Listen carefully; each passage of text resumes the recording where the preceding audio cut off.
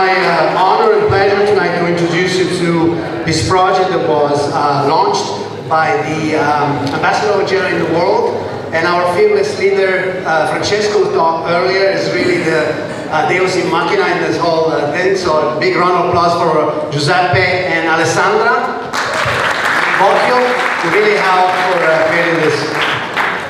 So my name is Vittorio Guerrero, and this works. I work in Silicon Valley now for 25 years, but tonight I'm here as a representative of Genoa, as one of these 128 ambassadors. The Ambassador of Genoa was designed to promote Genoa and its excellence around the world. So it's my pleasure to give back and be here tonight to introduce this project.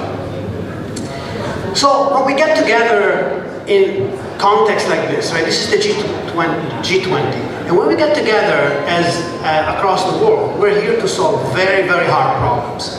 And when you're about to solve a very hard problem, you're in the middle of it, it looks hard. You look at charts that go down, and they're supposed to go up, or they're going up, and they're supposed to go down, and it really sometimes daunting.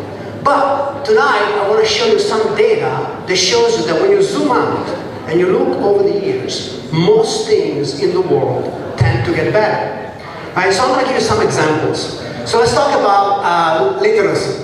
Literacy is one of the ways we measure if the world is going in the right direction. So look at this, it's getting better and better and better. I guarantee you that when it was a G20 or G7, right here, looking at literacy, they were suffering, saying, oh my God, this is so hard. But then eventually it works. Scientific development, exponential growth of the publication of scientific studies. This is great because science is at the base of how we solve these big problems over time. And then of course the ultimate way that we measure success, which is hunger. And of course we're never going to be happy as long as there's one person that is still suffering from hunger in the world. But again, we're going in the right direction. So a few years ago I read this book called Factfulness. And if you are devoting your life to public service, I strongly encourage you to read this book. It's going to open your mind and give you a lot of hope, because it collects a lot of data that shows that the world has never been better across hundreds and hundreds and hundreds of these different measures. And you're probably sitting there and thinking, this guy is crazy.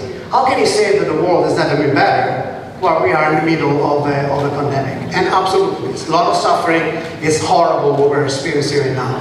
But I would argue that 10 years from now, we're going to look back and say, look, the pandemic was horrible, but in the process, we learned how to develop a vaccine in 1 year. And in the process, maybe we learn to be a little nicer to each other and come together as a regions and nation and the world to fight a common enemy. The other area that is not going in the right direction is global warming. Now, global warming, of course, there's always two sides to any argument, but the science is pretty definite about global warming. Global warming is going up, and the cause is CO2 emission of carbon dioxide in the atmosphere. And the results of this is that the temperature of the planet is going up. And even half a degree or 1.5 degree is too much for us to cope with. And wherever you look, this has already impacted our lives significantly. Just to give you some data, every year, this is statistics from 2015, there are 10 million people that die because of the pollution in the air, mostly caused by CO2 emissions. So think about that for a second. 10 million people die every year because of pollution in the air. And to put that in perspective, COVID, which we're in the middle of it, is horrible and it's heartbreaking, caused 4 million deaths from the beginning. So every year, we should go out there with the air on fire thinking, oh my God, oh my God, oh my God. We are in a big emergency. That emergency is global warming. Now, I'm an optimist. I've been living in the US. They teach you to be optimists. I'm in Silicon Valley. We create a lot of innovation, a lot of great things, some bad things like Facebook, but mostly good things. And a week ago, I was having dinner with some venture capitalists. And venture capitalists are banks that have a lot of money, and they invest in the technology that will be developed in the next 10 years. And so I was asking them, how in the world do you know what's going to happen 10 years from now? You must be really, really smart.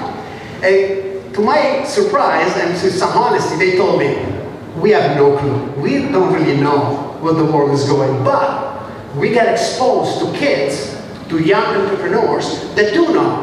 And they tell us because they need money. Right? So that's one source. The second source, they look at the people, the smartest people in the world, and where are they going after they graduate from the best colleges in the world. And you'll be surprised, right now, the top kids, the smartest people in the world, are coming out of colleges, they go into 3 areas. Number 1, longevity, how to prolong our lives. Number 2, blockchain. And if you don't know what blockchain is, it's going to hit you like a freight track really soon, because it's going to, just like the internet, change our lives forever in the last 20 years. Blockchain will change everything we do in the next 10, 20 years. But that's a topic for next year discussion. But the third area with the smartest people in the world go to is CO2 recapture. So, 1/3 of the smartest people in the world are out there trying to figure out how do we undo what we have done with the damage with CO2. Now, miracles take time, so we'll see what happens. But in the meantime, Genova, is coming to Genoa, wants to do its part. So we want to contribute to helping the planet. And it's my privilege and pleasure to introduce the Energy Data Valley initiative. That was one of the 35 initiatives that the Ambassadors of Genova put together, and the 3 were selected. This is the one that we're launching tonight. And Energy Data Valley, we just signed the MOU, the Memorandum of Understanding upstairs, and we're going to roll it out over the next 2 or 3 months. And it's a partnership between public and private companies to develop solutions to help us transition to a better world, to a better green world. And in Energy Data Valley, we have a vision. And this vision is that only global collaboration, what we're here to do tonight, will solve global warming. It's not going to be a company, it's not going to be a country, it's not going to be Silicon Valley. It's going to be that we all have to get together to solve this problem. And when you look at the energy sector, of course there are thousands of companies that build point products. Somebody that knows how to build the best solar panel in the world. Somebody's building the best way to bring that energy to the house, and so on and so forth. But if you're a government, like the city of Genoa, or pick your country, your favorite country in the world, you want to buy a complete solution. You don't have the resources to put these things together. Okay? And so our mission at EDV is to foster an ecosystem of best-in-breed companies that come together to be innovative solution to help accelerate the move to green energy.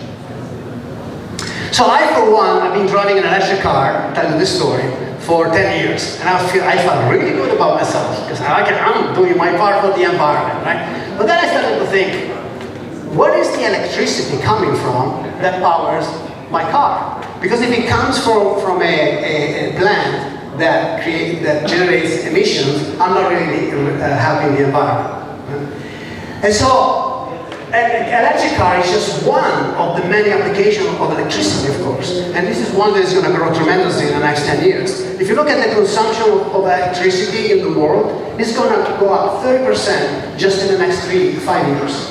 Right? So what we need as a world to transition to a virtual cycle. A virtual cycle that creates a solution that goes from how you generate green energy, how you transport green energy to where it needs to be consumed, how you store green energy, because you cannot use this solar energy during the day, or wind power when there's no wind, otherwise you need to store it somewhere. Then be able to help consume that energy, and then connect it all the way to local grids. Without local grids, there are small buildings, houses, offices that generate their own power, and then if there is extra, they can put it back in. And we have to do this side by side with existing infrastructure, because we're not going to be able to flip the switch and go to green technology overnight. Now you notice in our name, we have energy and data. Why is that? Because data has a huge role in this equation. Because in this digital world, once you digitalize the information about something, like in this case energy, then you can do intelligent data management. You can monitor what's going on. So for example, if we all plug our electric car at night at the same time, there's no network that is going to be able to sustain that. Right? So we need to know, who needs the electricity the most, move the electricity there, and so on and so forth. So data is going to be very important. And of course, the moment you digitalize the business, you are then vulnerable to cyber attacks. So cybersecurity is going to be a huge ingredient in the energy data valley equation.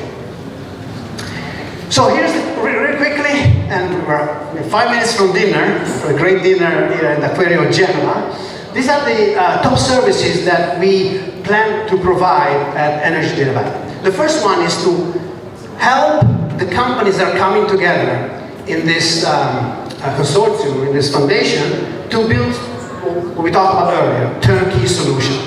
The second one, once the solutions are available, we're going to help them promote them as to the people that need it, and help these companies find public tender, and help them find this public tender.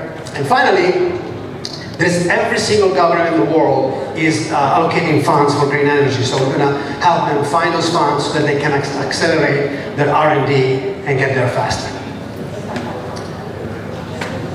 So tonight, it is my absolute pleasure to announce the promoting members of the Energy Data Valley that just signed an MOU upstairs. On the public side of things, we have the city of Genova, the region of Liguria, and the University of Genova. And then on the private side, we are delighted to have some of the most prestigious energies company in Italy, like Salto Energia, Enel, ERG, Ford, Iren, and team. So, just to give you a perspective, we're talking tens of thousands of people that are working on green energy and thousands of patents already filed. So this is what we're talking about. We want to bringing people together, bringing companies together, so that the sum of the parts is bigger than each of them together. So then the last question, why Genoa? By now, you've spent 2 days in Genoa, you experienced the Genovese hospitality, you've seen the city, but let me give you some more details. We talk about the geographic location, strategically placed between Africa, the Mediterranean, and Europe. We are about to launch the Genoa Internet Data Exchange. Again, another initiative around data and using data for progress. I should know this, but either they're already here or about to land. We're going to have the sub-oceanic internet connection that comes from Asia through Africa into Genoa, and we know from experience that cities that have this tend to generate an ecosystem of companies that, because of the latency, because of the access to data, will provide a vibrant ecosystem for data type of applications. We are nearby some amazing universities, like University of Genoa, we talked about earlier, that is one of the top 4 labs in the world for local grids, how we can generate electricity at the periphery of the network. And then the Politecnico Torino, Milano, Sofia Antipolis. And why is this important? It's something that in America is like a religion for us. Nothing happens unless you have talents, unless you have young people, young engineers and mathematicians that come in and help us solve hard problems. And finally, the climate, right? This seems like a small thing, but whenever you talk about why Silicon Valley is so successful, they always bring up, access to capital, university, and a beautiful climate. And so we have that in Genoa as well. So tonight, I want you to get to know the ambassador who kind of kickstart this initiative. So if you can raise your hand, you've seen Francesca, you've seen Alessandra. So can you raise your hands? Can you raise your hands? Don't be shy. Don't be shy. Raise your hand. Okay, so make your hand on now. Give a round of applause.